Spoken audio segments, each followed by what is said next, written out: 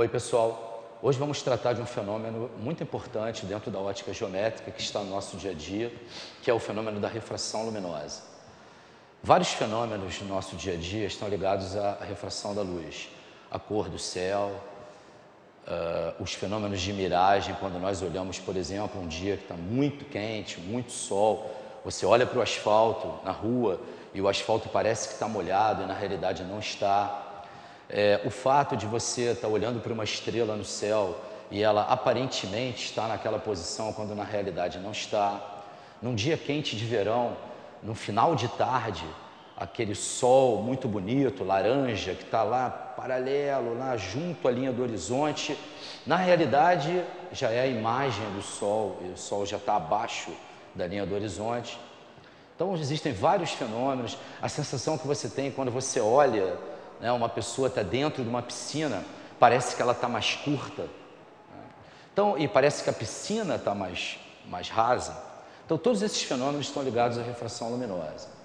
De uma maneira geral, o que acontece? A luz, quando ela muda de meio, por exemplo, passa do ar para a água, a sua velocidade se altera. Dentro do mesmo meio, isso também vai acontecer quando há mudanças na temperatura e na pressão atmosférica. Na realidade, vamos lembrar aqui, a luz é uma onda eletromagnética e, como tal, tem um comprimento de onda, tem uma frequência, tem uma velocidade. A pressão, a temperatura vão influenciar nessa frequência, fazendo com que haja uma alteração, consequentemente, na sua velocidade. E aí essa mudança na velocidade da luz, quando ela muda de meio físico, é que é chamada então de refração. E os fenômenos físicos que ocorrem, como as cores, como essa sensação que você tem de uma pessoa estar dentro da piscina e estar mais curta, no caso do sol, da imagem do sol, deve-se então, além da mudança da velocidade, ao fato de que a refração ela pode vir acompanhada ou não de mudança na angulação do raio. Portanto, aqui você tem o raio luminoso se propagando no meio 1, ele tem uma determinada velocidade, ele mudou de meio, essa incidência que é perpendicular a essa superfície imaginária de separação é uma incidência que nós dizemos normal, faz um ângulo de 90 graus. Aqui não ocorreu desvio óptico, né? A direção se mantém a mesma. Mas houve refração, porque quando a luz passou do meio 1 para o meio 2, a velocidade mudou. Ela pode ter aumentado ou pode ter diminuído. Depois nós vamos ver isso, o que vai influenciar nesse aumento ou nessa diminuição. Aqui nesse outro exemplo, repare que o raio luminoso ele incide segundo um determinado ângulo, com a reta normal imaginária. Nesse caso aconteceu um desvio óptico. Reparem que a direção desse raio seria essa, né? E daí houve um desvio óptico, né? Houve um desvio desse ângulo aqui, tá? Também a gente vai ver o que vai influenciar nisso. Mas, na realidade, os fenômenos estão associados não só com a mudança da velocidade, mas também com esse desvio óptico, tá?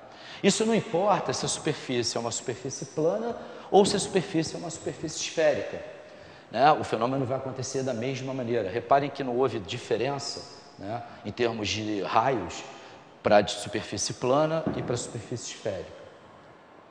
Uma grandeza que é importantíssima dentro da refração, que vai dar exatamente essa característica do meio, com relação ao fato da velocidade da luz, o quanto a velocidade da luz vai mudar, é o que nós chamamos de índice de refração absoluto. É preciso ficar entendido que a velocidade da luz no vácuo é a maior velocidade até hoje alcançada, até hoje conhecida. Por isso ela é chamada absoluta.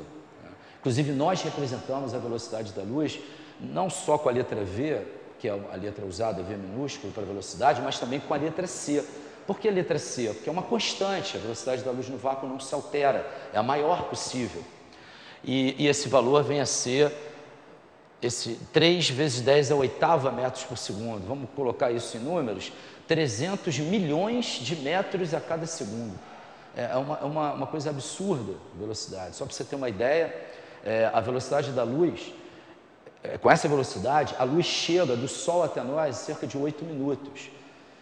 Um piscar de olhos, a luz já deu 2, 3 voltas em torno da Terra. Só para você ter a ideia da dimensão dessa velocidade. E aí o que vai acontecer? Em nenhum outro meio, né, no vácuo, a velocidade da luz alcança esse valor. Para efeitos de cálculo, nós vamos considerar no ar que a luz tenha uma velocidade parecida com a do vácuo. Na realidade, não tem.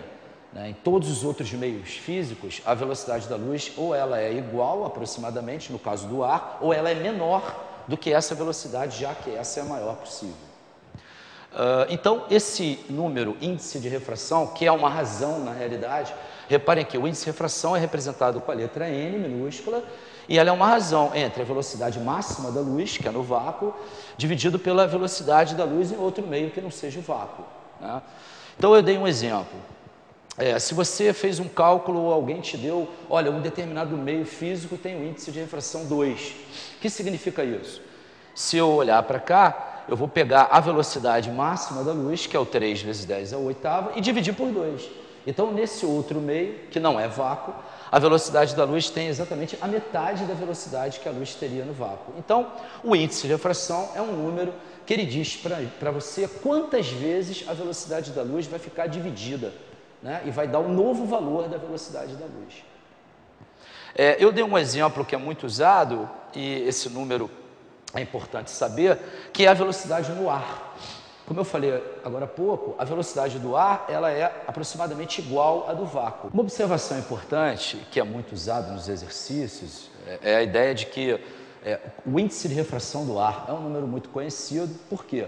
Se nós usarmos a expressão índice de refração absoluta e a velocidade do vácuo C sobre a velocidade do meio, então aplicando isso para o ar, C sobre a velocidade do ar. Mas como eu comentei agora há pouco, nós consideramos, para efeito de cálculo, a velocidade no ar aproximadamente igual à do vácuo.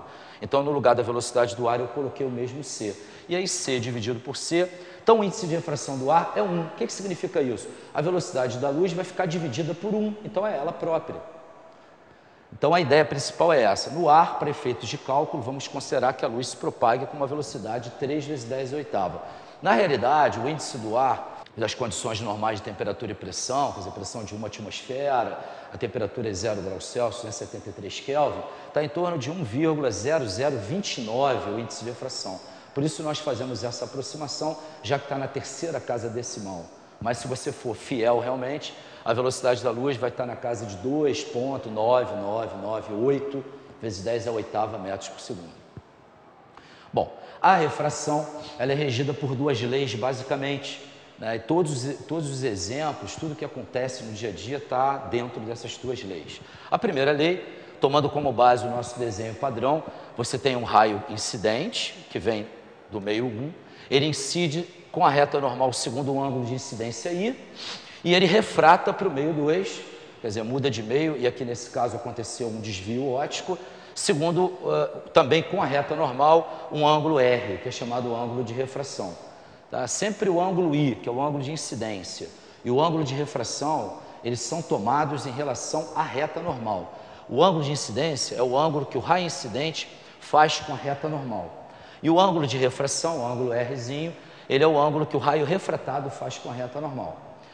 Então, a primeira lei diz o seguinte, que o raio incidente, a reta normal e o raio refratado, eles estão no mesmo plano.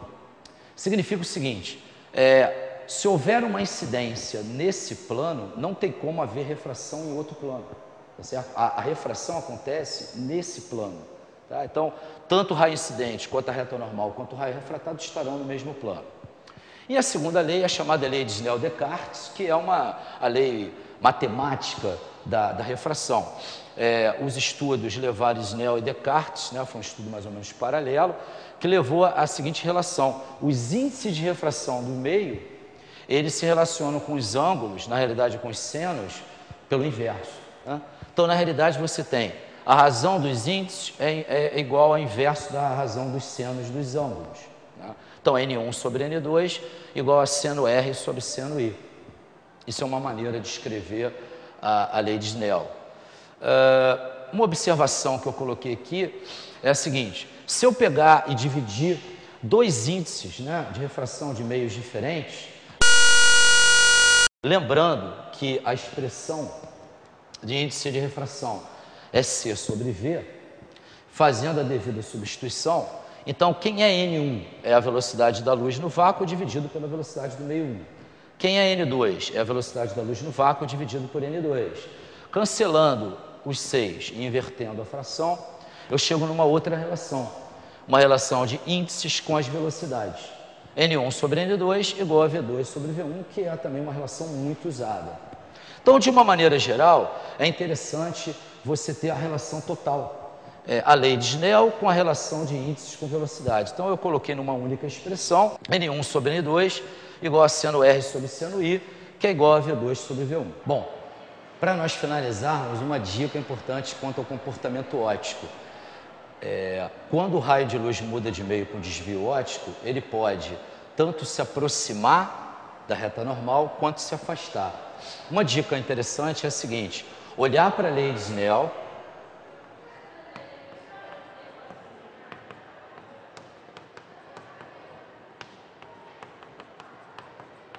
e olhar para os ângulos. Então a ideia é a seguinte: você tem nesse caso aqui o índice de refração do meio 1, ele é menor do que o do meio 2. A terminologia que a gente usa, as palavras é a seguinte: quando um meio tem um índice maior do que o outro, ele é dito mais refringente. Então, nesse caso aqui, o meio 2 é mais refringente que o meio 1. Significa que ele tem um índice de refração maior. Se você olhar para a expressão, esse número é menor do que esse. Isso vai significar que o seno do R vai ser menor que o seno do I. E, consequentemente, se o seno do R é menor do que o seno do I, o ângulo R é menor do que o ângulo I. Tá? Uma outra maneira de você ver isso é olhar e verificar. Quando o raio vem do meio menos refringente para o meio mais refringente, já que o 1 é menos e o 2 é mais, né, ele está, então, mais próximo da reta normal. Então, do menos refringente para o mais refringente, o raio fica mais próximo da reta normal. Consequentemente, se ele vier do meio mais refringente para o meio menos refringente, ele fica menos próximo da reta normal. Eu acho que essa regrinha é uma regrinha tranquila de ser verificada através da matemática, mas mais rapidamente você vai pelos índices de refração. Então, resumindo, do meio menos para o meio mais, mais próximo da normal. Do meio mais para o meio menos, menos próximo da normal. Ok? Bom